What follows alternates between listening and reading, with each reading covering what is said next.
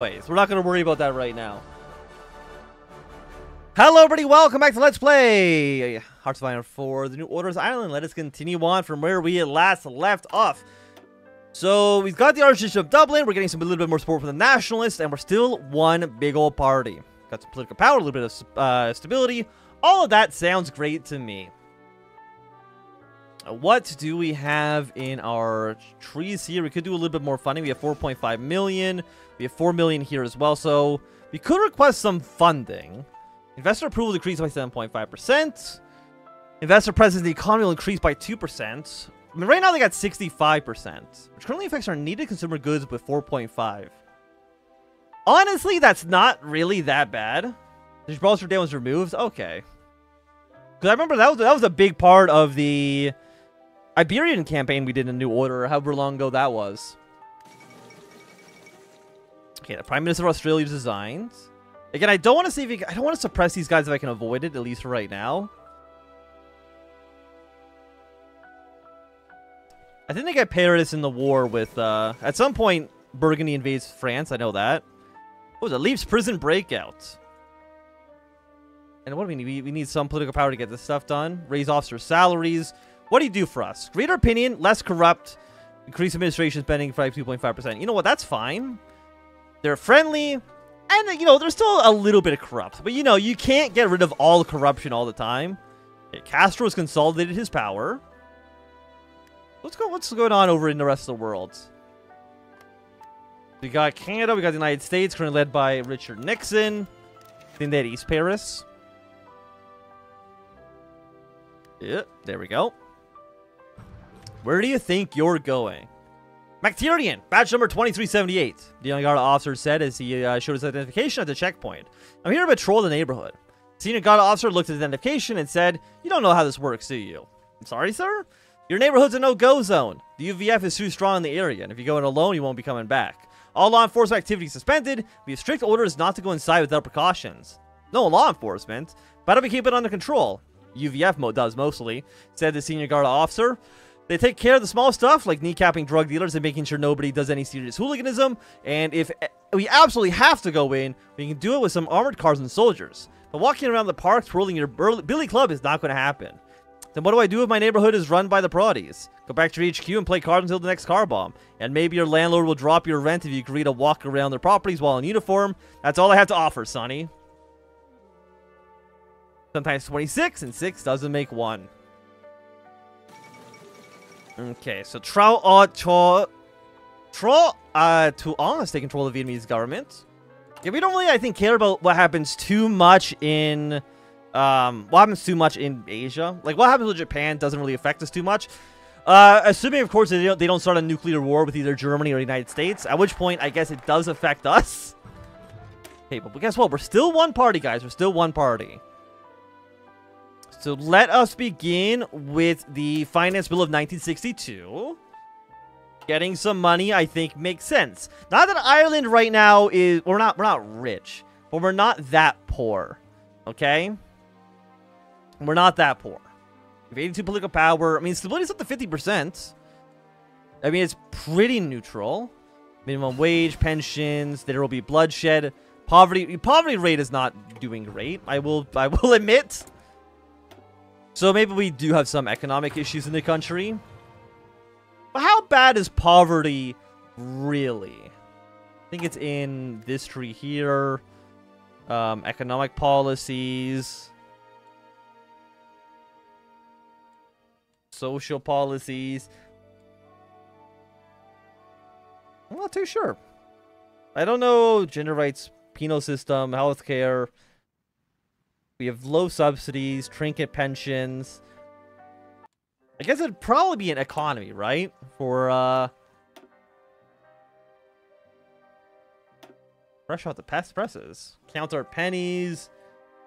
Power things up. Policy is that 6% effectiveness increasing, growth by 0.6%. We could create more money. Which, I mean, that seems kind of okay. I mean, if the boilers are not right, I don't know what to tell you, basically. Temporary tax cut, temporary tax hike. I mean, right now, like, we have a surplus of 3% of the budget, which to me seems fine for the most part. Trade, social. Where's our poverty rates? Poverty, yeah, it's at like, I mean, 35% is pretty bad for a poverty rate. But I guess, you know, I don't know poverty rate. Like, what's a standard poverty rate? I guess I don't really know, to be quite honest with you. Okay, we got our new finance bill. We currently have no bills in the dial, so let's go on the people side. We get some public approval here, which is fantastic. And we have our cooperative, 95 out of 107. Labor Party, 13 out of 14. Liberals, 18 out of 20. I'm assuming so many people are going to vote for our bill. Oh, it's already in the final stages? Oh, okay. Right-wing stonewalling. After weeks of debating, cajoling, coercing, and compromising, we've gone precisely nowhere. Our ability to pass this bill through the Diet is predicted on winning the support of Fianna Fáil's hardline conservatives and the Vera loyalists. But they are refusing to budge in the matter. Even if we move to heaven on earth, they say they will never vote for a bill as it currently stands. There are very few things that they say they would do to change their minds. Unfortunately, those things were a list of alterations of the bill that would mold and neuter it to fit their agenda, as well as an assorted pack clauses for their constituents they wanted enforced. Some of the demands were a bit ludicrous, but they are aware of how desperate we are for the votes and are willing to wring out as much as they can out of us. Sure, we can accept the ultimatum and get the bill passed in some form, but it would be a severe displeasure to Fianna Fáil's reformist wing, not to mention coalition partners in Labour. Is it worth risking burning that bridge? We can accept the demands through gritted teeth, we get political power, to empower the right wing, anger the left wing, or we don't do anything. Our cooperatives at 85%, 84%, 24%, 52%. Left-wing powers at 35, right-wing powers at 65, and we have a 56% approval rating, which, I mean, that seems pretty okay. The bill started voting when you started the focus. Ah, shit, I didn't know that. Okay. Well, that's good to know. It's good to know for our next bill. Cooperativeness. So is this how many votes we have? Your average cooperativeness is 61%. You know what? Let's accept their demands through gritted teeth. We'll pass this bill. The bill passes. Okay, so next time we pass a bill, let's remember that that's how the mechanic works. The bill passes. For once, the government's ministers have felt relief after all their hard work. The government's bill has passed through the ordeals of Irish lawmaking and secured a majority of deputies' votes. A copy has been sent to the president and signed into law, ending the particular tussle between the members of the government. Such an outcome must not be taken for granted. Successfully passing legislation through the Dáil is well known to be an exception and not the rule. Though the passing of this new bill will certainly help the government build more confidence among the people of Ireland, we're always grateful for some sort of change. However, as encouraging as development was, the government does not have the time to celebrate its victories. The political alliances and rivalries within Dáil still pose a threat to the uncertain government, and the unending trials of restraining the Dáil shall inevitably go on a little while longer. Yet there is hope that with the passing of the new act, Ireland is one step closer to genuine change and a better future. To begin consumer goods minus 5% for a year, income taxes will increase by 1.5%, and poverty rate will begin to slowly improve. You know what? That all sounds pretty good. Starting this focus to propose the... Okay. It's good. You know, probably read the focuses before I take them. But that's good to know for the future. So we didn't get a great finance act. But for our other bills, we'll keep that in mind. So how's everybody else doing right now? Because Italy, they're still in their triumvirate. At some point, I'm pretty sure this is going to collapse. And then Italy and Turkey usually go to war at some point. National Progressives have won the 6-2 victory in Laos. Look, man, no, not to be rude to Laos. I don't give a shit. Okay, John Gordon resigns as reigning Supreme in Australia. So Australia in the... Yeah, okay, so you are in the American faction. Basically their own version of NATO, I guess. Okay, have a great day, Oya.